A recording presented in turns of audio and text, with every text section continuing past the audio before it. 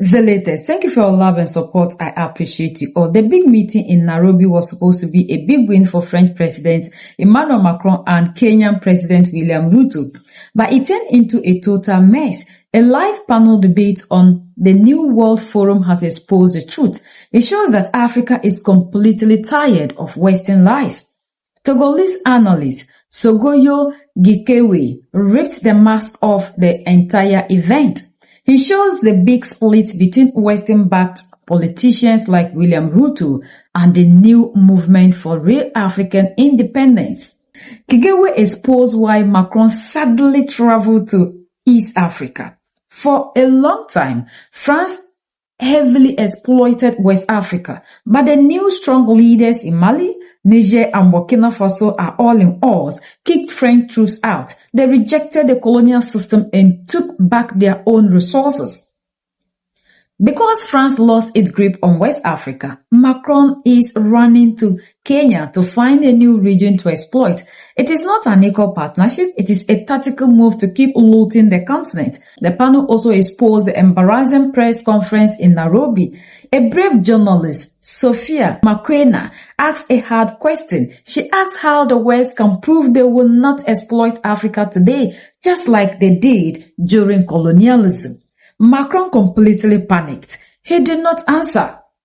Instead, he blamed everything on Russia for high food prices and talked about shipping problems in the Middle East. He even warned Africa about new predators who want to steal African wealth. Why France, first of all? Is it so keen on keeping a foothold in Africa? Sogoyu Kegwe, without Africa, France is going to starve to death. It is already starving to death. Just because there are 3 countries that said that's enough. Excellent. You cannot say that France is starving to death. Let me speak. If you want to answer your own questions, I'll leave you to it. You do question and answer. I applaud, and we continue. I moderate the speaking time. There, so, to correct the excesses. In France, listen, think carefully. European countries. How many are they? We are talking about 27 Europeans. And all these 27 Europeans each had a colonial past. Is it true, or is it false? They all had a colonial past. Have you seen Denmark, Sweden? Have you seen Germany? Have you seen Belgium, which is about a group of rooms? Have you seen Spain? There was no greater colonizer than Spain. Portugal. Have you ever seen them? Because these countries manage to live as best they can from their efforts, from their work. Whereas France, it's not possible. So without Africa, this country cannot stand. Everyone knows it, and the one who knows it the most is the one who is fussing the most. So the makeover or the new denomination. But what do we want to change? If really the French President Macron wants to do Africa a service, the only way to do it is for him to stop talking about Africa. Who mandated him for that, is it? The United Nations who held a vote to tell Macron, well, listen, you must specially take care of Africa. Why should someone take care of 30 African states? In what way are they babies? Is he stopping them? Tell me concretely. What is he looking for in this matter? So, there is no makeover. He went to Nairobi to show even more arrogance, more self-righteousness, to demand more submission on the part of the herbivores. You know, it made me laugh when we talk about herbivores and carnivores. There is no better country to illustrate this than Kenya. You know Kenya, but it is a very big and very beautiful country, with the largest wildlife parks, among the richest in the world. And indeed, over there, it's the daily struggle between carnivores and herbivores. The struggle is daily. So, a carnivore gathered 30 herbivores and scolded them like children. Him alone, the carnivore. But how can Africa accept falling so low? How does that happen? How did we get to this point? Tell me concretely how we got to this point. What carnivore manages to terrorize 30 herbivores? and to tell lies so despicable that we wonder if either he is crazy or he takes everyone in the room for fools. What you call lies, we will come back to it detail by detail. It is time to give the floor to Almancio Gonçal. What Gregory said, most of the countries that colonized Africa have withdrawn. Spain, Portugal, in one of the United States, Germany, even England. Almancio Gonçal, how is it that France has trouble cutting the cord with Africa? First, you must allow me to make 3 quick points. Yes, okay. I would like to ask forgiveness from all Africans, especially to all Pan-Africanist Africans, because we will still have, I think, a few months to inflict upon ourselves. A very distressing individual who, with his international clowning, a Tintin-like personality, in Kenya, who calls the shots for himself and who constitutes for us. Today, a discussion topic that is not worth it, because we have many other things to do than to deal with this gentleman. Secondly, I would still like to tell Emmanuel Macron one very important thing. Leave us alone. Leave us in peace. Leave our continent. That's enough. I think Ibrahim Traore had announced it, meanwhile saying that he should mind his own business. And I think the time has come for Africans to start telling Emmanuel Macron everywhere he goes, go, mind your own business. There are many problems in France, even more than in our countries. Of ours, he needs to go and deal with them. Third thing, I would like to address our heads of state a bit. You know, in our African tradition, I am a metaphysician. In our African tradition, there still exists this culture of shame. We feel shame. When you feel shame, you know how to behave in society. Here we have a shameless individual, because what he does not bother him,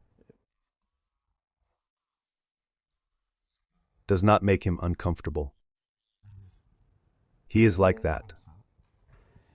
And when I see our heads of state, who also play along with this international comedy, for an individual of this stature, as if we were still precisely in colonial times, I think at some point, we are going to say that shame will not end up being ashamed of shame itself. I think at some point, one must know how to act, keep and do things as a man of wisdom. That being said, to answer the question you asked, why the others cut their umbilical cord? No, I want to answer first the question asked to the elder, and am quite interested in coming back to that. You have to know one thing. The Africa Forward Summit in Kenya successfully revealed 3 essential elements.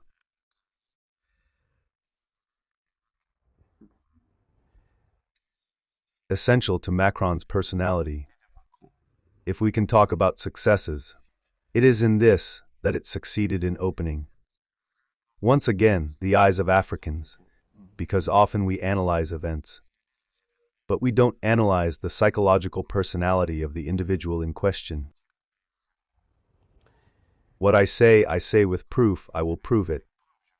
First of all, I noticed it's that Macron suffers from what is called in the medical field PTSD. That is to say, post-traumatic stress disorder. You are not a doctor. I will tell you right away. He suffers from that because he says so himself. He speaks in front of 3 journalists, and he indeed announces that the withdrawal of these 3 countries that choose to become independent. The way these 3 countries expelled French military bases, he says that it hurt him, and that it is something he can't get over. And that they forgot to say, thank you, do you remember? He has always shouted this from the rooftops. That means that somewhere he has relivings, he has flashbacks, and he is wounded within himself, and certain things he can't get over. And when a corridor is like that, when an imperialist is like that, he inevitably seeks revenge. In fact, Macron, it's not just him. He is the interface of a systemic group of mafia-like terrorist individuals. People who proclaim themselves masters of the world and who want to get their hands on the countries they say they call fragile and our own resources. So Macron himself is just an interface. And when I look at him, I say this one to get to the eldest. He has a problem. Okay, when you analyze it well, he has a problem. He suffers from what I just called post-traumatic stress disorder. Second thing that I notice is that you will see that in his statement. He goes so far as to say that he is a true Pan-Africanist. Yes, that's what we're going to develop in a moment. Yes, in fact, I don't want to develop it. I just want to say that it is precisely part of a traumatic behavior. Here is someone who is trying, through avoidance, to proclaim himself what he is not.